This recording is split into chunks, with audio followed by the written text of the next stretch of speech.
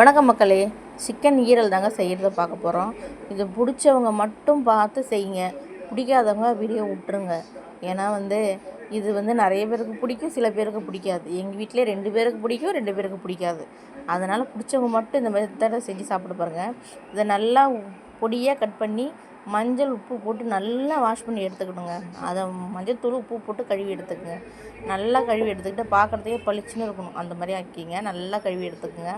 இது எப்பயுமே நான்வெஜ்ஜை பொறுத்தளவுக்கு நல்லா கழுவி எடுக்கணும். சிக்கனும் இதுவும் எல்லாமே சுத்தமாக கழுவி எடுத்து செஞ்சால் தான் அது உடம்புக்கு நல்லது. அது ஈரல் நல்லது உடம்புக்கு. அதனால தான் சொல்கிறேன். நாங்கள் விரும்பி சாப்பிடுவேன். நானும் என் பையனை மட்டும் விரும்பி சாப்பிடுவேன். அதனால் இதை நான் வாங்குவேன். மற்றபடி வீட்டில் யாரும் சாப்பிட மாட்டாங்க. எண்ணெய், கடுகு, இது இஞ்சி பூண்டு பேஸ்ட் வெங்காயமும் தக்காளி இஞ்சி பூண்டு 4ம் போட்டு மிக்ஸ் பண்ணி எடுத்துருக்கேன், அரைச்சி எடுத்துருக்கேன்.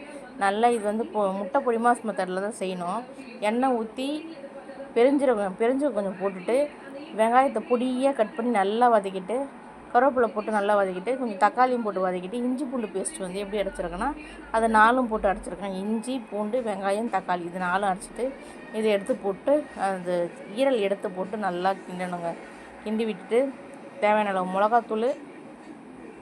மிளகாத்தூள், சிக்கன் மசாலா தூள் அதெல்லாம் போடலாம்.